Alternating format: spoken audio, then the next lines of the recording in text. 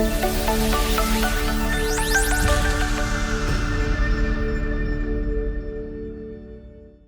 रसोई मुख्यमंत्री के दफ्तर में तब्दील हो गई थी। ये कहानी है उस महिला की जिसने कभी सोचा भी नहीं था कि जिस घर को वो संभालती है एक दिन उसी घर से निकलकर पूरा प्रदेश संभालना होगा। ये कहानी है राबड़ी देवी की। बात है 25 जुलाई 1997 की। पटना के मुख्यमंत्री आवास में दो दुनियाएं एक साथ चल रही थी। एक तरफ लालू प्रसाद यादव राजनीति की बिसात पर अपनी आखिरी चालें चल रहे थे। सीबीआई का शिकंजा कस रहा था और कुर्सी हाथ से फिसल रही थी। दूसरी तरफ उसी आवास की रसोई में राबड़ी देवी अपने घर परिवार की दुनिया में मग्न थी। उन्हें अंदाजा भी नहीं था कि कुछ ही घंटों में इतिहास उन्हें एक ऐसी भूमिका में ढालने वाला है जिसके लिए कभी तैयार भी नहीं थी।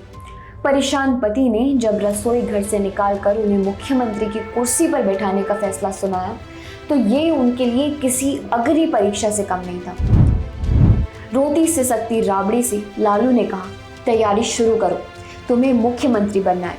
ये फैसला अचानक नहीं था, इसके पीछे थी महीनों की राजनीतिक उथल पुथल, घोटालों के आरोप और सत्ता बचाने की एक हताश कोशिश। 1990 में सत्ता में आए लालू यादव का अंदाज निराला था। हेलीकॉप्टर से टॉफियां लुटाना हो या खुले आसमान के नीचे कैबिनेट मीटिंग करना, वो जनता के हीरो थे। लेकिन 1993 में सुशील मोदी ने विधानसभा में पहली बार पशुपालन विभाग में हो रहे घोटाले का मुद्दा उठाया। ये वही चारा घोटाला था जो आगे चलकर लालू के राजनीतिक जीवन का सबसे बड़ा दाग बनने वाला था। 1996 तक लालू राष्ट्रीय राजनीति में किंग मेकर बन चुके थे और प्रधानमंत्री बनने का सपना देख रहे थे।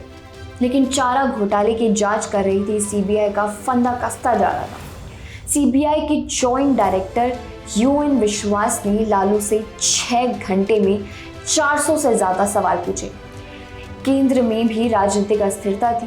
लालू के करीबी माने जाने वाले के गुजराल प्रधानमंत्री तो बने, लेकिन वो भी लालू को बचा नहीं पाए। जब सीबीआई डायरेक्टर जोगेंद्र सिंह ने ऐलान कर दिया कि लालू के खिलाफ चार्जशीट के लिए पर्याप्त सबूत हैं, तो लालू समझ गए कि खेल खत्म होने वाला है। उन्होंने चंद्रबाबू नायडू से लेकर ज्योति बसु तक सबसे संपर्क किया, लेकिन सबने एक ही सलाह दी, इस्तीफा दे दीजिए। 24 जुलाई 1997 को पटना हाईकोर्ट ने उनकी अग्रिम जमानत याचिका भी खारिज कर दी। अब जेल जाना तय था। उसी हताश में लालू ने अपनी राजनीतिक गुरु राधानंदन झा को फोन किया। झा ने सलाह दी, अगर ऐसी नौबत आए तो किसी पर भरोसा मत करना, अपनी पत्नी को गद्दी पर बैठा देना। यहीं से राबड़ी देवी का नाम तय हो गया। मुख्यमंत्री बनने के 3 दिन बाद राबड़ी देवी विधानसभा में विश्वास मत का सामना करने के लिए खड़ी थी। गुलाबी साड़ी में लिपटी घबराई हुई मुख्यमंत्री ने अटक अटक कर अपना लिखित प्रस्ताव पढ़ा, जो 1 मिनट में ही खत्म हो गया। तभी विपक्ष के नेता सुशील मोदी ने हमला बोला। उन्होंने लालू को घोटालेबाज कहते हुए लोकतंत्र का मजाक उड़ाने का आरोप लगाया। इस पर राबड़ी का धैर्य जवाब दे गया। उन्होंने खड़े होकर कहा, मैंने आपको हमेशा अपना बड़ा भाई माना है। ये एक मुख्यमंत्री का बयान नहीं, बल्कि एक महिला की भावनात्मक अपील थी, जिसने अपने पति की गिरफ्तारी के डर से कई रातें रोकर काटी थी। लेकिन राजनीति में रिश्तों की दुहाई काम नहीं आती। सुशील मोदी ने तपाक से कहा, लालू को मुख्यमंत्री आवास से बाहर निकाला जाए। राबड़ी ने संभल कर जवाब दिया, मैं उन्हें आपके घर भेज दूंगी। सुशील मोदी का अगला वार और भी तीखा था, मेरा घर तो छोटा है पर कांति सिंह के घर में काफी जगह। ये एक ऐसी निजी टिप्पणी थी जिसने राबड़ी को झकझोर कर रख दिया।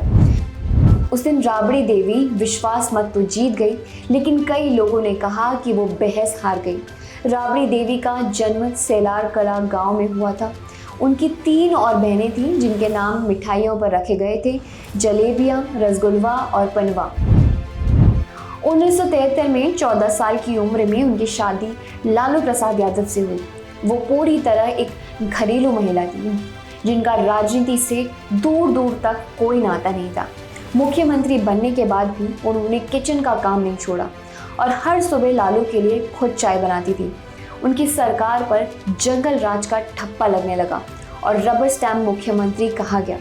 लेकिन इन सब के बावजूद उन्होंने बिहार पर 2005 तक शासन किया और श्री कृष्ण सिन्हा और नीतीश कुमार के बाद बिहार की तीसरी सबसे लंबे समय तक मुख्यमंत्री रहने वाली नेता बनी। इस दौरान अटल बिहारी वाजपेयी की केंद्र सरकार ने 2 बार उनकी सरकार को बर्खास्त करने की कोशिश की, लेकिन लालू के राजनीतिक कौशल के आगे वो असफल रहे। ये कहानी दिखाती है कि कैसे भारतीय राजनीति में सत्ता परिवार के इर्द गिर्द घूमती है और कैसे एक साधारण गृहिणी को परिस्थितियों ने देश के सबसे मुश्किल राज्यों में से एक की मुख्यमंत्री बना दिया।